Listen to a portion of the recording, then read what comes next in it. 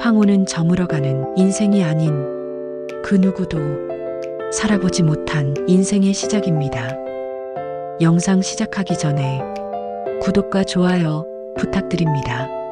지금 시작하겠습니다. 세상 모든 일은 저의 생각처럼 움직이지 않는 것 같아요. 돌이켜보면 여러 가지 경우 수가 있기 마련인데 모든 일이 나의 중심으로 돌아갈 거라는 착각과 이기적인 생각으로 삶을 살고 있는 듯해요. 그러다 기대가 어긋나면 그 상실감은 어떤 말로도 표현하기 어려울 뿐더러 회복하기에 많은 시간이 걸리는 것 같아요. 그날 밤 우리는 불타오르는 아궁이 앞에서 서로를 위로했어요. 제 이름은 정임, 나이는 65입니다. 제가 사는 이곳은 산자락 아래 자리 잡은 작고 고요한 시골 마을입니다. 이 마을은 돌담과 흙길이 그대로 남아있는 옛날 그 모습 그대로입니다. 여름이면 대청마루에 앉아 수박을 쪼개 먹고 겨울이면 아궁이에 불을 지펴 군불의 온기로 밤을 지새우던 곳이지요. 집집마다 낡은 기와 지붕 밑에는 메주가 주렁주렁 매달려 있고 장독대에는 몇십 년 묵은 된장과 간장 냄새가 은은하게 배어 있습니다. 온 동네가 마치 커다란 가족처럼 서로의 안부를 묻고 따뜻한 정을 나누던 시절이 있었습니다. 특히 우리 마을은 잔치가 많았습니다. 누군가 시집가거나 장가갈 때면 마을 전체가 발칵 뒤집혔죠. 커다란 마당에 천막을 치고 아침부터 돼지를 잡고 가마솥에 국수를 삶았습니다. 술상이 차려지면 어른, 아이 할 것 없이 왁자지껄 모여 하루 종일 웃고 떠들었습니다. 잘 살아라. 외치는 소리가 산골짜기까지 울려 퍼지곤 했습니다. 저와 영감은 이 작은 마을에서 한평생을 함께 살아왔습니다. 논밭을 일구고 자식들을 키우며 마을의 역사와 함께 숨쉬어왔지요. 하지만 이 마을은 이미 오래전에 생명력을 잃은 곳이나 다름없습니다. 마을 안에는 총 7가구가 있지만 2가구는 이미 아무도 살지 않는 폐가입니다. 집집마다 있던 젊은이들은 모두 도시로 떠나갔고 이제 남은 건 저희 같은 노인들 5가구뿐입니다. 사람이 죽으면 그 집은 곧 폐가가 되는 것이 지금 이 마을의 현실입니다. 이 고요한 마을은 어쩌면 거대한 무덤이 되어가는지도 모릅니다.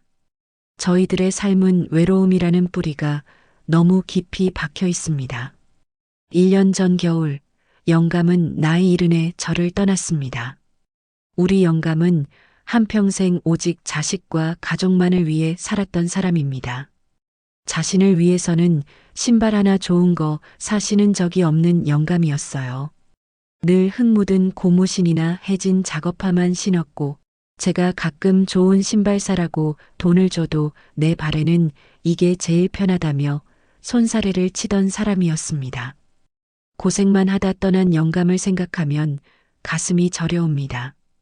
영감은 밭일을 끝내고 집으로 돌아와 저녁 식사를 준비하던 중 갑작스러운 심근경색으로 저를 떠났습니다. 아무런 작별 인사도 없이 그저 뜨끈한 국밥 한 그릇을 앞에 두고 말이에요. 해가 바뀌어도 이 집에는 온기가 쉬이 돌지 않습니다. 영감이 떠난 후 이 집은 겨울바람보다 더 차가워졌지요. 곁에 늘 영감이 있었는데 이제는 그 빈자리가 하늘만큼 커 보였습니다. 나보다 10살 어린 호영이도 사정이 비슷했습니다. 호영이 집은 우리 집에서 대문만 나서면 바로 보이는 곳에 있습니다. 55이 되도록 장가도 못 가고 평생 노부모를 모셨는데 작년에 2분을 한꺼번에 떠나보냈지요. 호영이의 부모님은 70대 후반으로 2분 모두 오랫동안 병환으로 자리에 누워 계셨습니다. 호영이는 마을에서도 효자로 소문이 자자했습니다. 젊은 날의 기회를 모두 포기하고 온종일 부모님의 대소변을 받아내고 등을 밀어 목욕시키고 한 숟가락씩 정성껏 밥을 먹였습니다. 그의 청춘은 그렇게 병상에서 흘러갔지요. 요즘 세상에 저렇게 지극정성으로 간병하는 자식이 몇이나 될까요? 대부분 자식들은 현실적인 선택이라는 이름 아래 부모님을 요양병원에 모시지 않습니까? 일주일에 한두 번 면회 가서 영양제나 챙겨드리는 것이 지금 시대의 일반적인 효도가 되어버렸는데 말입니다. 하지만 호영이는 달랐습니다. 그는 내가 살아있는 한 어머니 아버지는 이 집에서 주무셔야 한다는 고집이 있었습니다. 10년 가까이 가정 간병을 고수했지요. 그의 55 노총각의 아름다운 청춘은 그렇게 희생되었습니다. 부모님이 돌아가신 후 마당에 잡초와 쌓여가는 빈 술병들은 그가 얼마나 깊은 상실감과 고독에 빠져 있는지 보여주었습니다. 책임감의 무게에서 벗어났지만 이제는 채워지지 않는 공허함이 그를 괴롭히고 있었습니다. 겨울이 다가오기 전 저는 홀로 김장을 담갔습니다. 50포기 정도 담았을까요? 힘든 노동이었지만 이 힘든 일을 해내야만 비로소 한 해를 마무리하는 기분이 들었습니다. 이걸 누구에게 좀 나눠줘야지. 이 많은 걸 우리 혼자 어떻게 먹나? 새 김치에는 보쌈인데. 저는 문득 호영이 생각이 났습니다. 김치도 제대로 못 챙겨 먹고 하루하루 술로 버티는 그에게 따뜻한 집밥을 맛보게 해주고 싶었습니다. 마침 냉장고에 돼지고기 삼겹살이 있어서 저는 막 담근 김장김치와 함께 돼지보쌈을 삶았습니다. 갓 삶은 보쌈과 빨간 김치의 조합은 시골의 가장 따뜻한 위로였습니다. 저는 막 담근 김치를 깨끗한 플라스틱 통에 가득 담고 윤기가 흐르는 보쌈과 따뜻하게 지은 흰쌀밥 한 공기를 곁들여 호영이 집으로 향했습니다. 빨간 양념이 묻은 김치통과 따뜻한 고기 냄새를 풍기는 보쌈 접시를 들고 호영이 집 대문을 두드릴 때 오랜 세월 동안 없었던 묘한 설렘과 긴장감이 느껴졌습니다. 호영아, 집에 있니? 나 정임이 아주매다. 아, 정임이 아주머니. 무슨 일이세요? 여기까지. 55 노총각의 깊게 팬 주름과 어딘가 공허한 눈빛은 겉은 점지만 속은 텅 빈 저의 마음을 보는 것 같았습니다. 제가 내민 김치통과 보쌈 접시를 받아든 그의 눈빛은 묘하게 따뜻했습니다. 김장 나눔은 외로움을 품고 있는 두 상실의 존재를 연결하는 첫 접촉이었습니다. 이 텅 빈 마을에서 서로의 외로움을 알아보는 것은 운명처럼 느껴졌습니다. 제가 건넨 김치, 보쌈, 그리고 밥은 호영에게 오랜만에 느껴보는 따뜻한 위로였을 겁니다. 호영이는 그날 저녁 보답이라며 저를 자기 집으로 불렀습니다. 아주머니, 죄송해요. 제가 드릴 건 없고 제가 아궁이에 밤을 좀 구웠어요. 따뜻한 군밤이나 좀 드시고 가세요.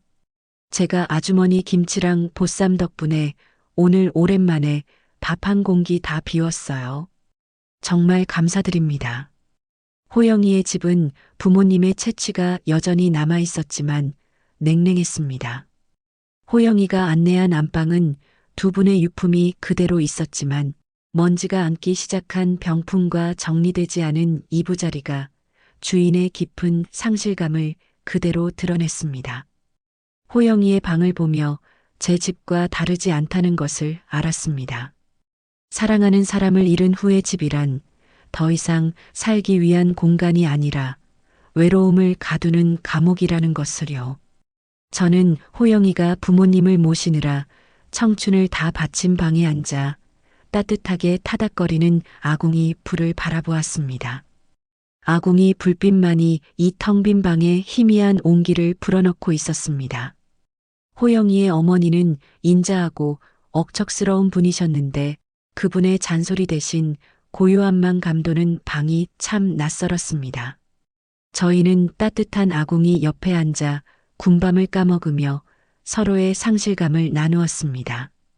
정임은 그의 55이라는 나이에도 불구하고 어린아이처럼 서러워하는 모습에서 깊은 모성애와 연민을 느꼈습니다. 어머니가 돌아가신 후로 밤에 잠을 못 자요. 이 벽, 이 천장이 자꾸 저를 짓누르는 것 같아요. 50년 넘게 이 집에서 같이 잤는데 방이 너무 텅 비어서 술 없이는 잠들 수가 없습니다. 알지. 나도 영감 가고 나선 벽만 보고 누워 있어. 밤에 갑자기 깨면 영감이 옆에 누워 있을 것 같아서 손을 뻗었다가 허공만 잡는 날이 수두룩하다. 밥도 혼자 먹기 싫고 숨 쉬는 게 버겁지. 내가 홀로 짊어져야 했을 그 책임감과 외로움, 내가 안다. 내가 서러워하는 만큼 이 마을은 조용하니까. 호영이의 서러운 눈물과 저의 깊은 고독은 가장 솔직한 위로를 만들어냈습니다. 그의 울음 섞인 고백은 정임에 굳게 닫혔던 감정의 문을 열었습니다. 저는 무심결에 그의 손을 잡아주었습니다. 그의 손은 농사일로 거칠고 단단했지만 마음껏 울어본 적 없는 55살 남자의 서러움을 고스란히 담고 있었습니다. 따뜻한 군밤의 열기와 아궁이 불빛 아래서 저희는 마을 사람들이 상상도 할 수 없는 금지된 교감을 나누었습니다. 가까운 이웃이자 각자의 상실을 겪은 두 영혼의 만남은 더 이상 단순한 위로가 아니었습니다. 영감의 온기가 사라진 지 오래. 다른 남자의 체온은 위험하면서도 달콤한 마약 같았습니다. 이웃의 눈이 무서웠습니다. 하지만 그의 손을 잡은 순간 지독한 외로움에서 잠시나마 해방되는 것 같았습니다. 그에게서 느껴지는 낯선 남자의 체온은 오랜 금기를 깨고 새로운 삶을 시작하고 싶다는 위험한 욕망을 심어주었습니다. 호영이의 외로움은 저의 비어버린 마음을 채우는 가장 달콤한 약이었습니다. 우리 둘만의 아주 비밀스러운 사랑이 그렇게 깊은 시골 마을에 싹트기 시작했습니다. 폐가가 되어가는 이 마을의 고요함은 저희의 비밀을 지켜주는 가장 안전한 울타리가 되어 주었습니다. 저희는 이후 동네 사람들의 시선을 피해 아주 은밀하게 만남을 이어갔습니다. 저희가 만날 수 있는 시간은 오직 모두가 잠든 깊은 밤 5가구 중 4가구가 불을 끄고 고요에 잠기는 시간이었습니다. 저희는 뒷담을 따라 몰래 만났습니다. 호영이는 제가 아주머니라는 호칭 대신 정임 씨라고 불러주기를 바랐습니다. 정임 씨. 그 세 글자는 저에게 과부도 노인도 아닌 다시 태어난 여자의 이름을 선물해 준 것 같았습니다. 매일 밤 혹시나 하는 불안감과 그를 기다리는 설렘이 저를 잠 못 들게 했습니다. 불륜이라는 죄책감보다 혼자가 아니라는 안정감이 더 강했습니다. 그는 저에게 유일한 안식처였습니다. 낡은 기와지붕 아래 저희의 은밀한 미래는 이 마을의 마지막 활력이었습니다. 달빛만이 저희의 비밀을 알고 있는 유일한 증인이었습니다. 저희는 영감과 살던 안방 대신 호영이의 낡은 방에서 만났습니다. 그곳은 아무도 모르는 우리만의 공간이었고 시골의 굴레에서 잠시 벗어난 일탈의 성역이었습니다. 저는 호영과의 대화에서 그의 눈빛이 가끔 밤하늘의 달빛보다 더 먼 곳을 보고 있다는 것을 느꼈습니다. 정임 아주머니는 따뜻한 김치처럼 지금의 저에게 가장 필요한 위로였습니다. 하지만 저는 이대로 늙어 죽고 싶지는 않았습니다. 어머니 아버지 돌아가신 후 저에게는 자유가 왔습니다. 이 작은 시골 마을은 저에게 새로운 삶을 시작할 공간이 되어주지 못합니다. 5가구만 남은 이 마을에서 저는 여전히 누구의 아들, 어머니의 아들일 뿐입니다. 도시, 그곳은 저를 아무도 모르는 익명의 존재로 만들어줄 것입니다. 55 늦었지만 내 이름 석자를 가지고 내 인생을 시작하고 싶었습니다. 정임 아주머니와의 이 관계는 시골 사람들의 좁은 시선이었고 도시야말로 저의 유일한 로망이었습니다. 숨막히는 시골의 굴레에서 벗어나 오직 나만을 위한 넓은 세상으로 가고 싶었습니다. 정임은 호영의 어딘가 모르게 불안정한 눈빛을 보며 막연한 불안감을 느꼈습니다. 호영이가 가끔 휴대폰으로 도시의 부동산 정보나 아파트, 청약 뉴스를 몰래 보는 것을 정임은 짐작조차 하지 못했습니다. 정임에게 도시는 자식들을 빼앗아간 냉정한 존재였고 호영에게 도시는 자유와 새로운 기회의 약속이었습니다. 저는 호영이에게 모든 것을 주었습니다. 저의 외로움, 저의 체온, 저의 미래까지도요. 저는 그가 시골에 남아 저와 남은 생을 함께 해줄 것이라고 맹목적으로 믿었습니다. 하지만 그는 저에게 도시 생활에 대한 꿈을 단 한 번도 내비치지 않았습니다. 마치 저를 고독이라는 이 시골 마을에 묶어두고 자신만의 탈출 계획을 세우는 것처럼 말입니다. 저희의 사랑은 시작부터 이미 다른 곳을 바라보고 있었던 것입니다. 저에게는 삶의 희망이었던 이 사랑이 호영이에게는 지긋지긋한 시골에서 벗어나기 위한 일시적인 위안이었을까요? 저는 그 진실을 외면하며 매일 밤 그를 기다렸습니다. 밤마다 호영이와 함께 나누던 비밀스러운 대화 속에서도 저는 이미 홀로 외로웠던 것입니다. 다음에 첫눈이 내리기 시작할 무렵 호영이는 제 집이 아닌 자신의 집으로 저를 불렀습니다. 그의 표정은 어딘가 단호하고 차가웠습니다. 마치 미리 연습이라도 한 듯 결심이 선 얼굴이었습니다. 호영아, 너 얼굴이 왜 그래? 무슨 일 있는 거니? 요새 통 보이질 않아서 걱정했다. 감기 걸린 건 아니지? 아주머니, 할 말이 있습니다. 꼭 들어주셔야 합니다. 그는 도시의 아파트 청약에 당첨되었고 다음 주에 이 시골 마을을 완전히 떠난다고 말했습니다. 부모님의 집은 팔지 않고 새를 놓을 생각이라고 덧붙였습니다. 그의 목소리는 떨리지 않았지만 눈빛은 흔들리고 있었습니다. 이사? 너 지금 무슨 소리를 하는 거니? 장난치지 마. 죄송해요, 아주머니. 저도 새로운 삶을 시작하고 싶습니다. 55. 마지막 기회인 것 같습니다. 이 시골에서는 어머니, 아버지의 아들로만 살았지 제 인생을 산 적이 없습니다. 도시에 가면 저도 제 자신을 찾아보고 싶습니다. 저 혼자만의 삶을요. 정임은 호영의 이기적인 자유라는 단어에 온몸의 피가 식는 것을 느꼈습니다. 그럼 우리는, 우리 사이의 비밀은 어떻게 되는 건데? 우리 관계는 겨우 이만큼이었니? 내가 너한테 그저 잠시 쉬어가는 정거장이었니? 내가 너에게 의지한 외로움은 너에게는 아무것도 아니었니? 너는 나를 고독에서 꺼내주지 않았어. 오히려 더 깊은 수렁에 밀어넣고 도망치는 거잖아. 아닙니다, 아주머니. 아주머니는 저에게 가장 따뜻한 위로였어요.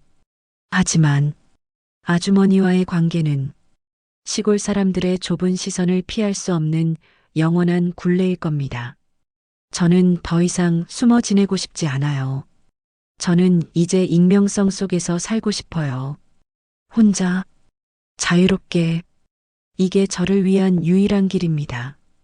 정임은 호영의 눈물이 진심인지 위선인지 판단할 수 없었습니다. 하지만 그가 던진 자유와 익명성이라는 단어는 정임의 삶에 대한 사형 선고와 같았습니다.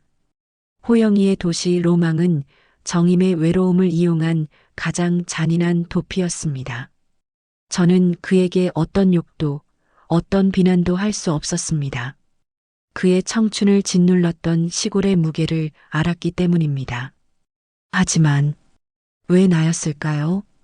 왜 하필 나를 이용해서 그 외로움을 달래고 자신만의 탈출구를 찾으려 했을까요? 짧은 사랑은 그렇게 초겨울 찬 바람 속에서 가장 고통스러운 파국을 맞았습니다. 사랑이 아닌 일방적인 이용이었다는 잔혹한 진실을 깨달은 순간이었습니다. 호영이가 이사하기 며칠 전 밤, 정임은 마지막으로 호영이의 집을 찾아갔습니다. 모두가 잠든 깊은 밤, 정임은 마을 사람들의 시선보다 더 무서운 외로움에 이끌려 그의 집으로 향했습니다. 이젠 정말 끝이라는 것을 알았습니다. 그의 거짓된 마음도 저의 맹목적인 의존도 모두 마지막으로 태워버려야 할 불꽃이었습니다. 떠나는 사람과 남겨지는 사람의 처절한 욕망이 뒤섞인 밤이었죠. 저는 그의 몸에 남아있는 시골의 냄새와 영혼의 외로움까지 모두 기억하려고 했습니다. 달빛이 싸늘하게 비추던 그 방에서 우리는 마지막으로 서로의 빈 곳을 채우려 했습니다. 이 마을 사람들에게는 영원히 발설할 수 없는 저희의 금지된 사랑을 마지막 육체의 대화로 확인했습니다. 눈물과 갈망이 뒤섞인 처절한 밤이었습니다. 떠나야만 살 수 있는 남자와 남아있어야만 살 수 있는 여자의 마지막 작별이었습니다. 며칠 후 새벽녘, 정임은 잠을 이루지 못한 채 호영이의 집을 바라보았습니다. 차가운 새벽 공기를 가르며 커다란 이삿짐 트럭이 호영이의 집 앞에 멈추었습니다. 수십 년간 호영이 가족의 삶이 묻어있던 낡은 살림살이가 무심하게 차곡차곡 실리는 것을 보았습니다. 어머니가 쓰시던 병풍, 아버지가 쓰시던 농기구, 그리고 호영이가 겨우내 구워주던 군밤 연기가 배어있을 아궁이의 재까지 모든 것이 마치 오래된 시골의 유산처럼 냉정하게 도시로 실려나갔습니다. 호영이는 단 한 번 정임의 집 대문 쪽을 바라보았지만 다가오지 않았습니다. 어떤 말도 어떤 작별 인사도 하지 않았습니다. 그는 결국 발길을 돌려 트럭의 조수석에 올라탔습니다. 트럭의 시동 소리가 고요한 마을을 산산조각내고 시골 마을의 노총각은 이제 도시의 익명의 남자가 되기 위해 떠났습니다. 그가 떠난 자리에는 희미한 타이어 자국과 차가운 공허함만이 남았습니다. 호영이가 떠난 후 정임은 텅 빈 집이 되어버린 호영이의 집 대문을 바라보았습니다. 검은색 대문은 굳게 닫혀 있었고 다시 열릴 기미는 없었습니다. 그가 남기고 간 것은 김치통을 들고 처음 그 집을 찾았던 날의 희미한 기억과 더 깊어진 외로움뿐이었습니다. 슬픔은 당연했습니다.